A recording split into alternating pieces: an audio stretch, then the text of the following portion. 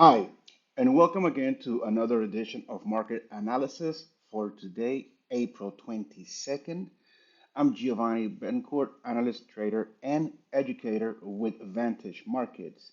And we began the week with technology stocks, the very same that drove spectacular results all last year, are running into trouble. They all got one big problem in common. In short, the prospect of higher for longer interest rates from the Federal Reserve has the potential to make a lot of companies unhappy.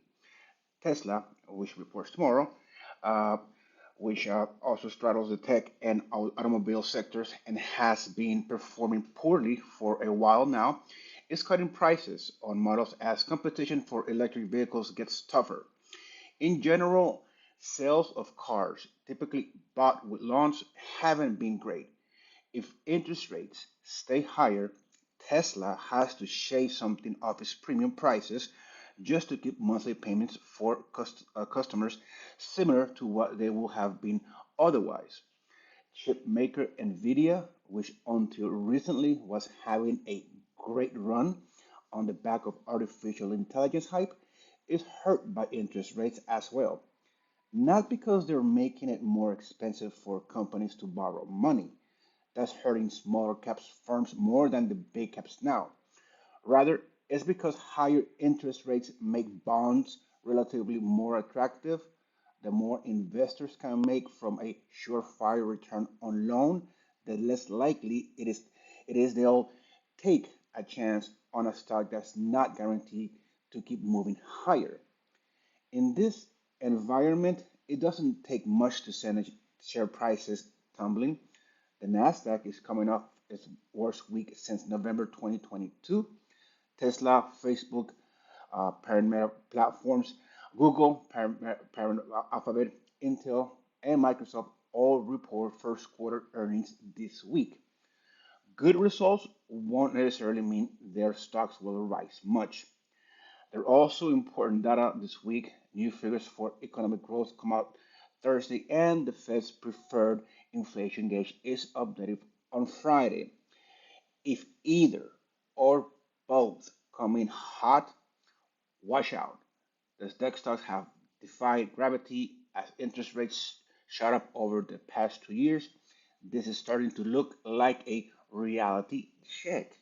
So with a reality check, let's take a look at what we have seen so far this year. Let's take for reference the beginning of this move higher on the Nasdaq created on January 3rd. Just for practice, we're gonna use the Fibonacci extension tool, retracement tool, I'm sorry, and they're gonna take that low and measure this high created on March 21st and just expand our tool to where the market is fluctuating right now. So given the Fibonacci rules, the golden ratio is where everything should come to and from this point should rebound, or should uh, make a reversal or change direction. And that is the 0.618 percentage. Okay, that's the golden ratio. So by technical analysis definition, we are right there, right in at that moment, at that point. So given the fact that yes, this week is going to be loaded with reporting, earnings reporting for big companies, should we expect the market to continue or to begin moving higher? Okay, that could be one sense. But using this tool, let's use the tool to also find our levels of support and resistance. So therefore, if we already have made a low on Friday, and today we are bouncing off that low greater on Friday with a gap up, then we can say that we can speculate that the market will reverse or will stop moving lower and start trading higher. That is one of our ways to speculate this market. So therefore, let's look around and see what comes to our eyes as a probable level of support. So looking back, we find a volume node, coughing up congestion, a previous one that was creating a resistance, which now, since the market is above it, has turned into a support. And as we come across these levels, we find that 17,000 is where that level was. So again, psychological round numbers. So therefore, that's where we're gonna be setting our support, 17,000. Okay, right around there. Now, as far as resistance, we can either choose each level or the Fibonacci numbers. 0.50 is not a Fibonacci number. 0.38 is. However, that is quite high, 17,800. Can we get there by Friday before the preferred uh, gauge number comes out, the PCE, or will that be too far fetched?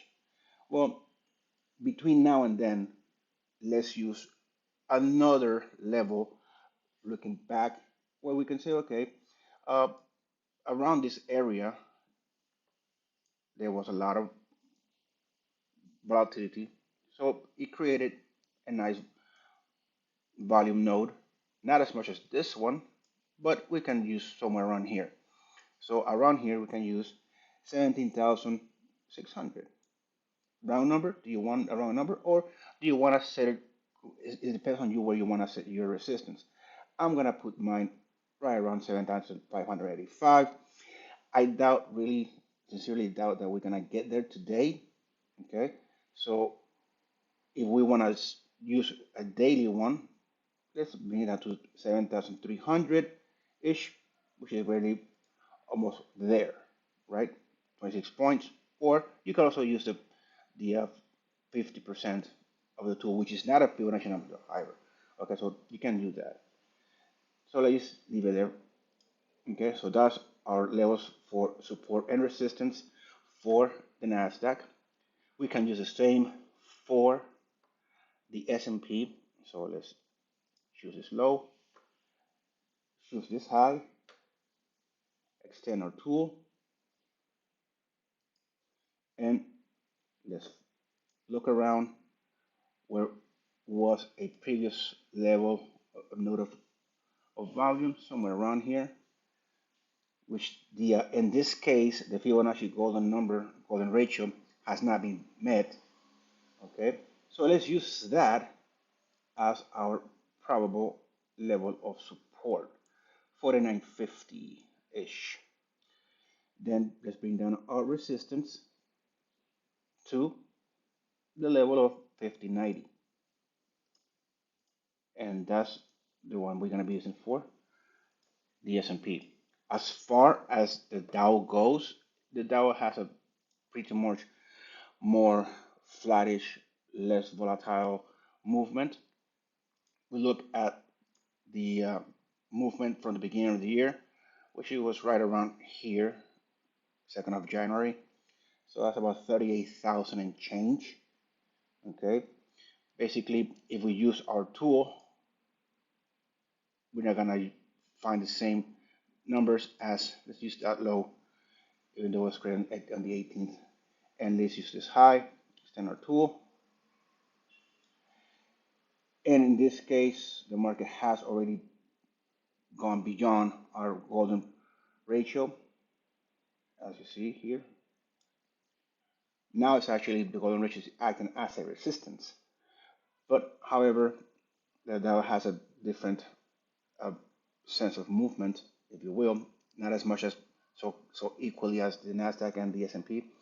So in this case, let's just take a look at where we can use our level of support, which is at 37,800 support, and the resistance. Let's just use that 50 level marker, which is not a Fibonacci number, but let's just use that as reference. Oops, I deleted the. Okay. So man, let's just let me just clone that, change the color, and Okay, there we go. I meant to delete the Fib tool. All right, so there we go. That's our levels of support and resistance for the Dow. All right, so crude oil. Crude oil, let's look back to the beginning of the year. All right, so we had a low on the 5th of February, and here's our low, January 3rd. This is our tool, extended to the high that we made of almost 90, shy of 90. Let me just move the chart a bit more and extend that. Okie dokie, there we go. And here we are. All right, so given the notion of this tool from that low of January 3rd to that high of April 12th, we've retraced 0.38% of the Fibonacci of numbers, values. In technical analysis, it is said that if a trend, which in this case we can identify from this low, and we connect the lows, or the lows that we see, then we can say that we are far from hitting that trend line, but we are in an uptrend. We can also just use this connection point and connect this lows, and we can say that we have broken that trend line, that uptrend. But if we were to continue this movement, this uptrend, it is said that the Fibonacci 0.38% will be the number that we can use to find that support or that level where the market will find buyers and then continue its previous trajectory, which in this case is up. Now there's a lot of tension in the Middle East. Also, Venezuela is being hit by more sanctions, new sanctions, or they restated sanctions. Iran is gonna is gonna be hit with sanctions. So the Biden administration wants obviously crude oil to come in lower, so that even though they are continue selling their crude oil, they shouldn't be getting that much. So at $80 is too expensive, or it's too much money for them to be making. So could we see actually something lower from in the 80s, between 75 and 80, or from 75 and 70? Okay, initially, can we come in and say that the market has already found a bottom at the Fibonacci extension of 0.38, and will here rebound and move higher? That is one speculation. A second speculation can be that the market will just stay here idling sideways, creating what's called a channel or trading range, lateral movement, consolidation. That's your second choice. Or the third choice, or third speculation, could be that the market could actually continue its trajectory lower towards the Bollinger Band, and see if it'll trade outside of it and continue its trajectory lower towards the golden ratio of 0.618, which is about $76. So defining on causes and what will come out this week out of the inventory reports coming out on Wednesday, you can see more of a better picture of where the market is heading, or it has gone to by that time. So at this given moment, since Friday was such a volatile movement to the upside, but quickly retreated to the downside, even though it closed on the green, and today we did open with a gap down, we can speculate that perhaps the movement will continue towards the lower Bollinger Band, or again, will it just rebound from here and move higher. Those are your choices to make. making wisely. Don't be greedy. Use stop losses if you need to. You should. Okay, so as for Nat Gas, we saw Nat Gas actually just making up from the high of January 9th, about $3.44. It has traded all the way down to a dollar 54, 56, sorry. And from here, it has rebounded, but stayed within a really tight range for quite some time, 2 months now. So could we see a movement to the upside this week? The bands are parallel, so creating that channel, and this is very choppy waters. So this could be also, obviously there's a lot of demand for natural gas since Russia and whatnot. U.S. is actually being the provider of nat gas for Europe, so the demand is there. We have a surplus of inventories, so that could also be putting a stop on price moving higher. But you can still speculate to continue trading within this range until we actually trade outside of a band, and in this case scenario, favoring long or buying the nat gas. Then we have gold. Gold from the beginning of the year had been also creating that channel, Bollinger Bands, actually creating a pinch right around here and right around here, and those pinches create a movement to the upside, or we've seen a movement to the upside just like it's done here.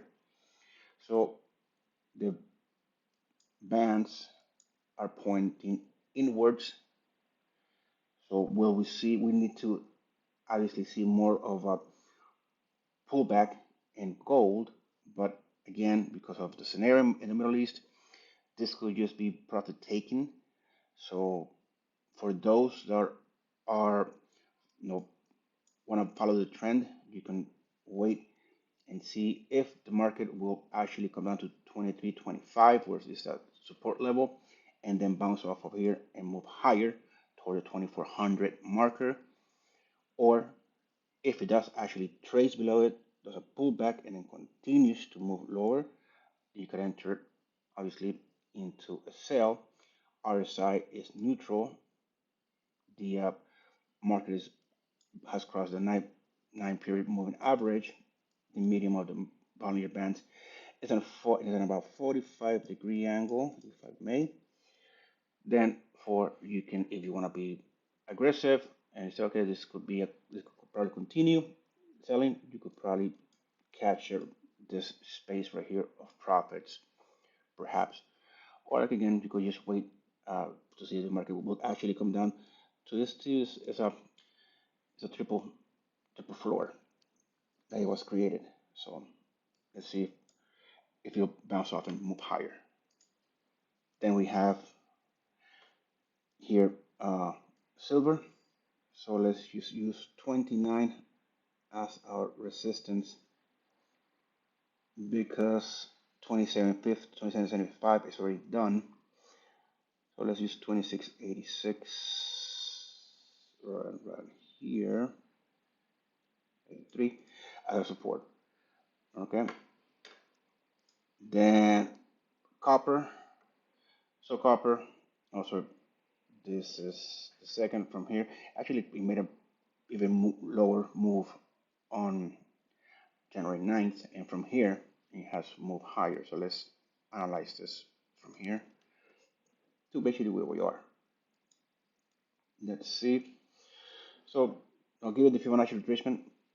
If this is going to continue, we will have to obviously trade into the tool up to the 38%, 0.38%. That I doubt that happen. That will happen today.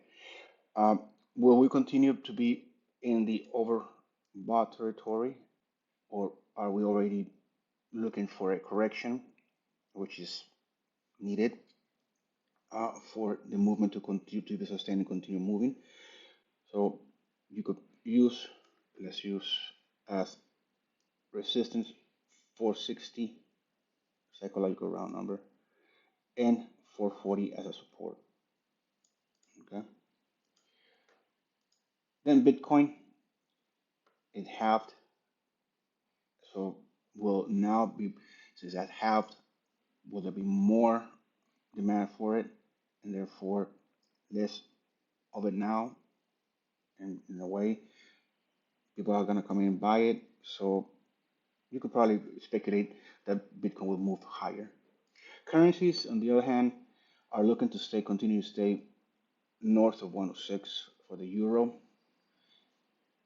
At 107 would be the resistance. The pound has broken the 124 already. So will the euro follow suit? That's to be seen. So let's use 122,600 as our support and bring down our resistance to 124. As the dollar index looks to break to the upside, let's just use 106,400 as resistance, and let's use this low of 105.5 as our support. Okay, and that's it for today. Have a great trading day, and I'll see you tomorrow.